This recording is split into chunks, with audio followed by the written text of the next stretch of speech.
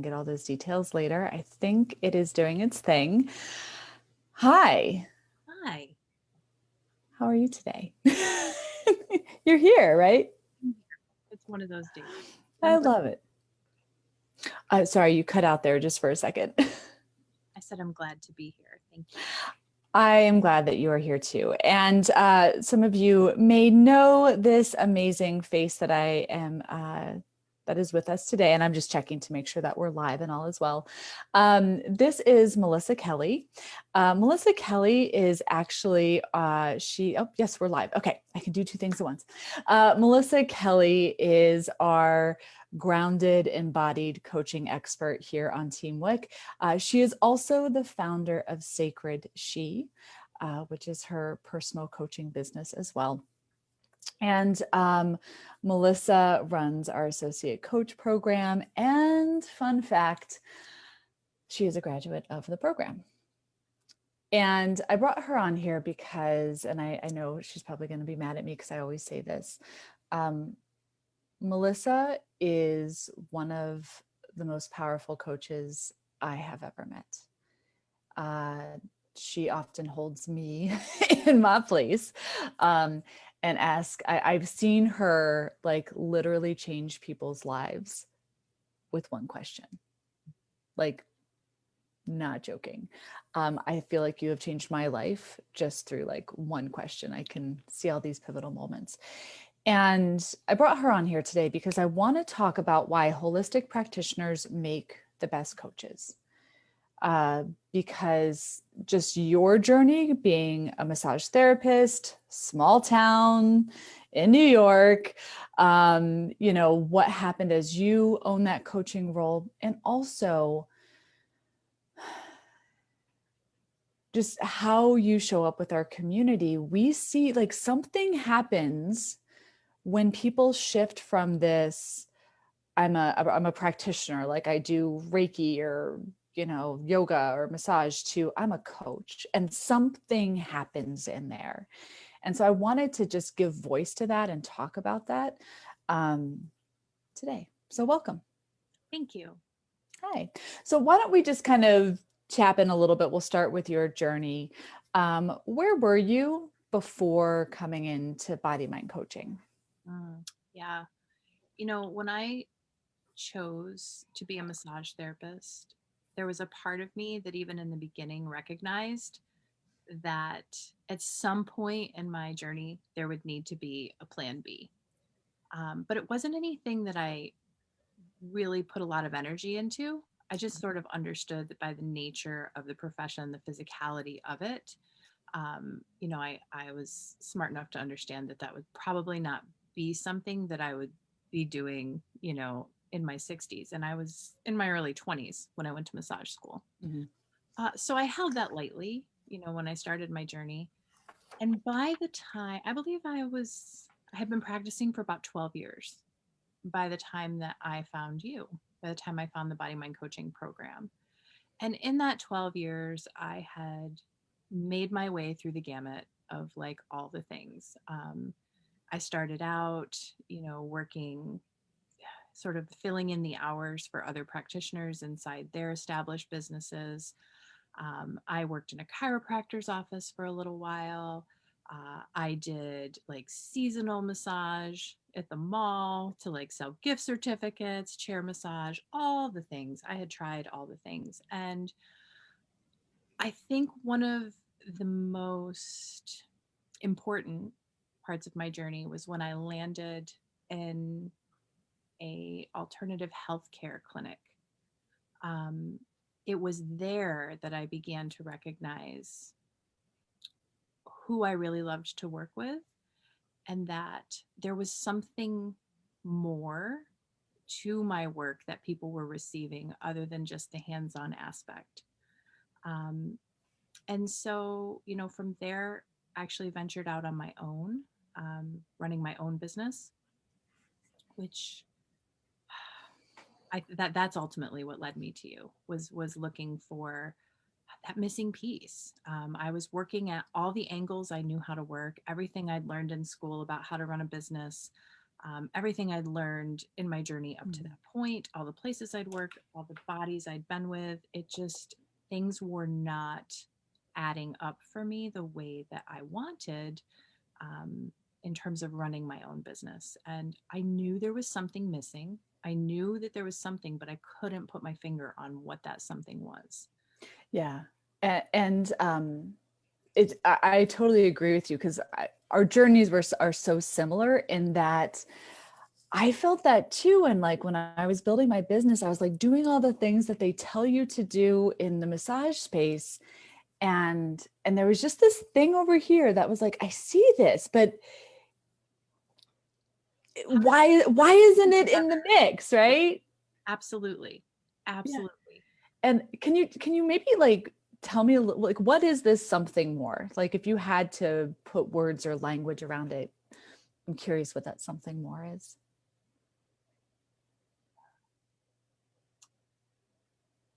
At the time, I had no idea how to bring words to it.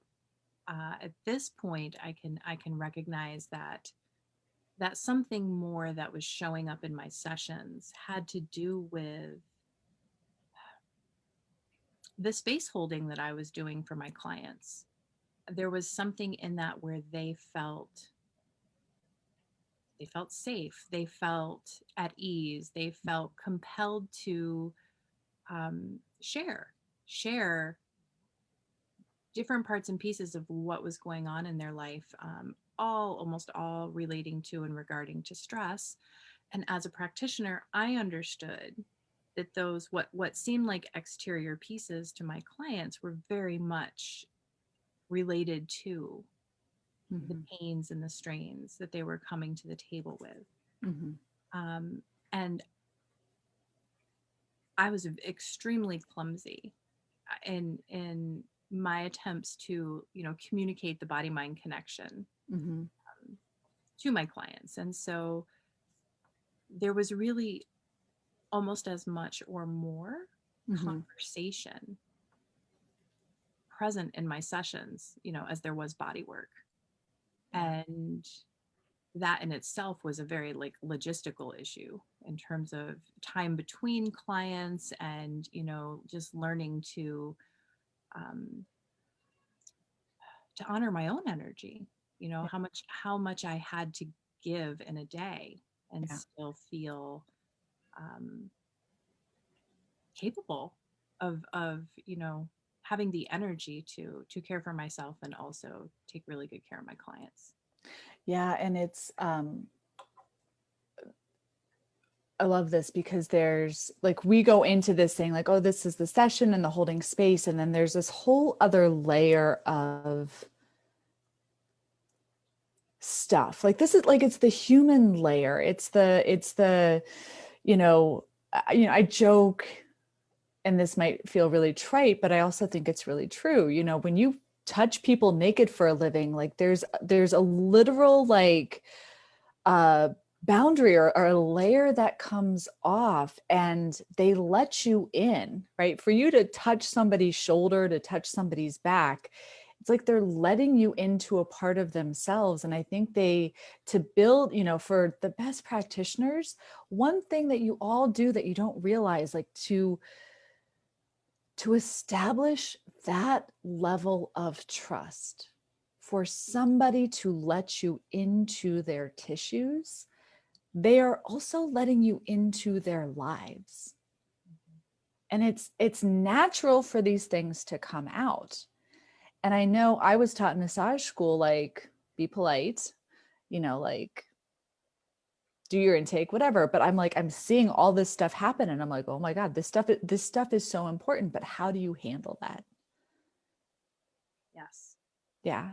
So, what did the body mind framework, I know the body mind method that we teach, that conversation structure that incorporates your services, what did that do for you? Oh wow, it was an absolute game changer. I mean, it Mhm. definitely took, um, some time for me to learn how to implement the process, but it gave me a really clear way to structure my Mhm. time, my energy, my sessions. And that there was, hmm, the biggest gift I think for both myself and my clients was me understanding the difference between the treatment on the table and the conversation space, uh, Mm, and being intentional about how each of those spaces were held, and then also, beyond that, being able to integrate them, for the client's well-being. And inside of that, I saw for the first time, in over 12 years of practicing, my clients started to have these really powerful ahas around their bodies, around their relationship to stress, and started making some really significant shifts and changes outside of our sessions to sustain, the well-being that they really wanted, and the reason that they were coming to me to begin with. But it shifted from like a, oh, my life is a wreck, I'm so stressed, my body hurts, fix me, to, mhm, mhm, mhm, um, wow, I've been noticing that when I XYZ, I feel like more of, what they desired to feel. So, um, that was the beginning mhm, of a series of game changers. mm. I love that. And I want to ask one more question about your personal journey, and then we're going to move on to more of like the collective space. So, what was the impact of this, even, for you personally, for your business, but also the impact that I always love hearing about is what shifts for your clients um, because of this structure? I guess it's related to what I just shared previously, which Yeah. is, it became very evident that my clients were taking responsibility for their well-being in Yeah. between sessions. And so, there was so much more that could be accomplished during our time together. And for the first time, even though I had been saying it my entire career, they were starting to get the idea of the truth that massage is cumulative. Like each session build on the other, instead of my client's shoulders like moving up to their ears as they were on their way out the door, right? They hadn't even got to their car yet.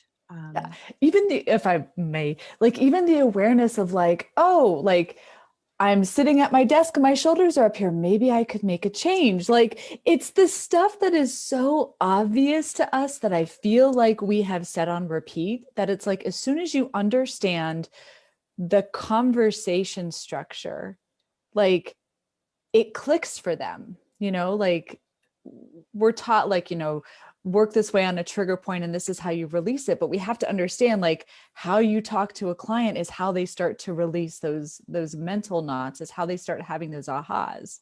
Yeah. Yeah. I think something just came to me, I'll share because Mhm. it feels important.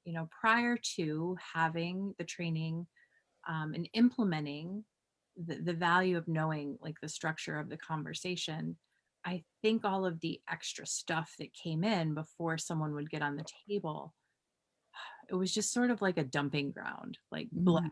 right? Yeah. Whereas bringing, having the skills in the background to intentionally hold that conversational space, uh, it made it so that, um, the client was really accountable Mhm. for what they were bringing in with them and taking responsibility for what was creating the discomfort, right? Yeah. um, and that is one of the key pieces, I think, that changes their receptivity to, I guess, I don't know if it's it's just like, oh wow, the language of my body, it's talking to me, Yeah. and this is what's possible if I start to listen. Mm, I love that. So they're starting to see the cumulative effects of the work and they're taking ownership. They're actually listening between sessions, all that good stuff. So what, just a little bit of what maybe, shifted for you, uh, once you implemented this on the business front, on the home front? Yeah, actually, I mean, going back to what I said at the beginning here, of like even from the moment I started school, I sort of understood that I would probably have a plan B. The more I began practicing coaching in my practice, the more I got to a space where I was like, I don't want to do body work without coaching. Yeah. And from there, it evolved to, my goodness, coaching all on its own is really powerful work. And so I started to really play with what would it be like to release the physical aspect of my business Mm, and shift into coaching 100%. And that was a process, totally a transitional yeah. process. But I would say that's like at the end of the day, that was the biggest shift in the structure of my business. There are two things that I remember from your journey that I would just love to highlight. And then I have another question based upon what you just said is I remember when you had shut down your physical practice Mhm. and you and I got on a call and you had all these people who were like, but Melissa, like, I need you. I need you. And I remember you saying, you told them, I don't leave my house now for less than what? Yeah, it was basically, I tried really intentionally to Mm-hmm. pair up my clients with other practitioners, Mm-hmm. and some um, accepted that, found a good match, and others were beside themselves. Like, and I really wasn't feeling it. I was not looking to continue physical body work, and something in that moment just sort of hit me. It was like, okay, this is what this looks like. It's coaching Mm-hmm. and massage. These are body mind coaching sessions. I'll have to travel to you. uh, Mm-hmm. and this isn't happening for, and my rate is $300. And so then that became, I had a handful of clients that were happy to commit to what it took to have those sessions, and um, to pay me $300 per session to come to them. Yeah. So And that was, you're in a small town. I mean, I've been to where you live. You're a small town, New York. How much were you charging before in your brick and mortar practice, just out of curiosity? when I first joined Body Mind Coaching, I was charging $65 an hour. Wow. Yeah. So you went from 65 to I don't leave my house for less than $300. Yes, I did. And you're seeing the power of what's shifting for your clients. Absolutely. And that's the thing, is that the Mhm. power of what was shifting for my clients is the very thing that had them in the place of like, what's it going to take to continue to Yes. work from you? Yeah. Yeah. And I want to point out what makes this story powerful for me is that it's not about the number. I'm saying the number so you guys can see this. It's about the energy and ownership of your brilliance, of what like you were fully bringing to the table. You owned it and they got to receive it. Right. And that was really what happened in that space. Yes. Can I share one other story from you that I hope it's okay that I share, because this is something that it seems so little, but I at the time I thought it spoke volumes to the transformation.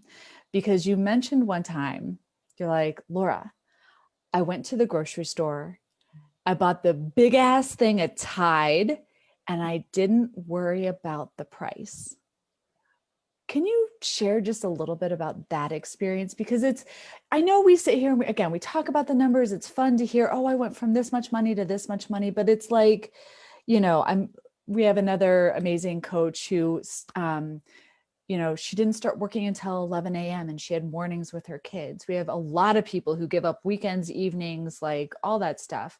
What was it about that was so like, oh my goodness, that was like a pivotal moment? It was really about working to build my business Mhm. was a big financial strain on my family. Um, where I was working to, contribute and do the work I love and serve people, but also there wasn't a predictable income that I knew that I could contribute. And sometimes with my overhead, my business actually cost my family money. And so the simplest things of like when to put gas in my car, or what my grocery budget was, I was like alternating laundry detergent one week and dish soap and toilet paper the next, kind of thing, and it's just that was what it was. And I was grateful to, hey, be able to put those things in my house. And when I got to a place where my income was consistent and dependable, I realized one day that like I had pulled I had Tide in my basket, as well as like the big thing of toilet paper, and you're just my groceries. I was able to um, go and get those things and not have to think twice Yeah. about that. Yeah. And honestly, to this day, there is not a household shopping trip that I take, be it to the grocery store or Target or whatever, that I don't experience that like wave of washing over me of like this is to me, that's abundance. That's Yeah. my wealth. Like, Yeah, and it's going back to what you said earlier about you do all these things that the industry says this is how you do a business, and you don't realize like the time for money structure is can be a roller coaster. And I know we're stepping into package your brilliance. Like part of the thing about the coaching structure is that it actually gives consistency yes, to because your income, like where you're like, oh, this person has committed for 3 months, right? Oh, I have 5 people committed for 6 months, and I know that my income is going to be stable for 6 months. Like that is like crazy, right? Yeah. absolutely. So, so I want to ask the question that is like why we're talking here today. Why do you believe holistic practitioners make the best coaches? Mm. Yeah, I believe it has everything to do with that. There's some sort of a natural inclination, and I say this based on my own experience, and then also, I have also been working with holistic practitioners for, like the past 4 years. Wow. And yeah, right. My gosh. That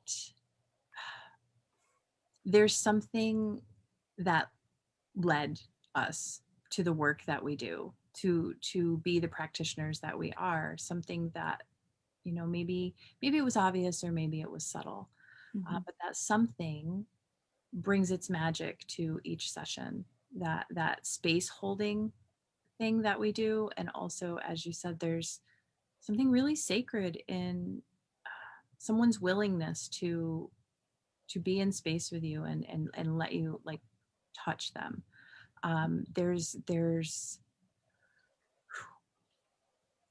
There's something that practitioner, that holistic practitioner is, what do I want to say here, is offering in the space holding for that client. Mhm. um, whether it be through conversation, acknowledgement, just the ability to say, I see you, I hear you, Mhm. what's happening for you in your body and related to your well-being. Mhm. That's important. Yeah. And I don't think that most people receive that sort of acknowledgement, in other spaces in their lives. And I think as holistic practitioners, it's so innate Mhm. to how we show up. Often it's like, we don't see it. We're like, it's just what I do. It's just a part of the work Right. that I do. It's that thing that was out here that you were feeling that like was the missing piece, right? Like it, Yeah. yeah. And one thing that I feel like that I've seen, I'm curious your thoughts on this, is whether somebody wants to lose weight, change their career, improve their relationships, um, whatever the goal is, the embodiment feeling part of that. Like the process always comes down to that embodiment. Would you agree, disagree? 1000% agree. Yes. Yeah. It always cracks me up because I know you love to read, and I'm like the shelf help addict, you know, I love all the personal growth books. And it cracks me up. I probably have like a good 100 books on my bookshelves that's all about mindset and the power of thought and change your thoughts, change your life. And here's the fight, you know, the affirmations, and it's all mindset, mindset, mindset, mindset. And you can go through and read every fucking book. And I will tell you that the format is the same. Here's my pain. Here's everything that went wrong. Here's all the struggle I had, blah, blah, blah. And then I had a gut feeling. Yeah. And then here's all the mindset stuff that I did, blah, blah, blah, blah, blah. And I'm like, why aren't we talking about the gut feeling part of this as the source of the transformation? Right? It's all the mind piece, but this one thing that I see in every single book, what if we actually expanded that and owned that and use that as a catalyst for the other pieces? Yes. Yeah. I feel like, excuse me, conceptually, most clients are, in my experience, conceptually, most clients are on board with that concept. And here's the really cool piece is it actually takes being held inside of a process to be supported in how do I take this idea or this thought or this goal or this outcome that I'm seeking Mm-hmm. and learn to be with that in my body, right? Because if it's just a conversation, not that there's, I don't want to say just a conversation, conversations can be very powerful, but Yes. the idea of, you know, it's cumulative. Um, being able to really help someone understand what their experience of embodiment is. Hot damn, that's probably, and I've got so many modalities in my pocket. Like that is the game changer. I have goosebumps from that. Yeah. It is. And I think that's what's been so cool to because you have now seen hundreds of our coaches go through this process. And what's so cool is that like the body mind framework you can use within your hands-on one-on-one practice. It's beautiful, it's powerful, it's a game changer. And we've had a lot of coaches who also choose to go in the coaching only space. But what's happened is the thing that they love about their body work, about their holistic modalities, actually gets to go with them into a coaching only structure. Because I've also know we've had people come in who have done some kind of coaching program, and it still creates this sense that like coaching is here, my body work is here. What am I supposed to do with this? Right. And I think body mind, we literally we are bringing them together into a cohesive structure that can be in person, hands on, one on one, really love and supportive, and can also be virtual, online course, retreat. Oh, it's so Like, versatile. Like you have yeah, so many choices. yeah, yeah. Awesome. Last question. For anybody who's listening to this, or anybody who might be considering body mind coaching or just kind of like dipping their toe in the water, do you have any, you know, advice, or even for maybe let's talk to the practitioner who's been feeling the thing, right? That's something more. What would you want to say to them? Mm.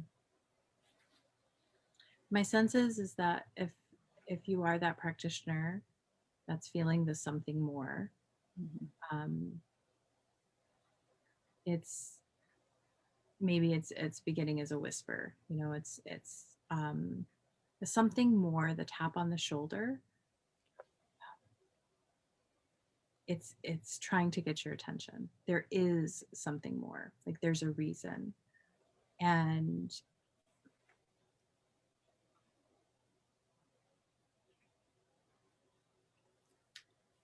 there's a part of you, I imagine, that senses that, you know how powerful the work that you have to bring to the world is, the potential that's there. You see it, you feel it. And there's a part of you that's seeking a structure that supports that supports the sessions, that supports your clients, and also that supports you. Yeah. And it's it's a thing, it's real, it exists. And it's really up to you, um, when you're ready to make that change. Wow, it just changes everything. Yeah. I even heard a little bit of like, your body's going to tell you when it's time to make the change. Like, I think sometimes our head wants to say like, oh, I've got the whole thing laid out. Mm. And I know, I always think back to our first conversation that we ever had because it was so powerful. And I remember, and what I so loved and appreciated about that conversation was your commitment to what was showing up in your body. And you honored that. I know stepping in initially was a stretch. Um, and also I know the process stretched you in a lot of ways. I know it was not a like overnight thing, and we don't need to go down that rabbit hole. And also, you what I love so much about you is that you always firmly commit to your embodiment. And I know life is still getting crazy, right? We can't sit here and promise you that life like just opens up and everything's a breeze. Life still is messy. Life still throws things in. And what I just think is so powerful about you is how you always come back to the body. And I think that to me is the transformational gift for anybody. Mm-hmm. So Absolutely. thank you, my dear. I so appreciate you. I appreciate you. All right. I'm going to check the group real quickly. All right. Thank you, everybody, for joining. And I'm curious if you are listening to this. Let us know what resonated with you in this conversation. And yeah, we'll see y'all later.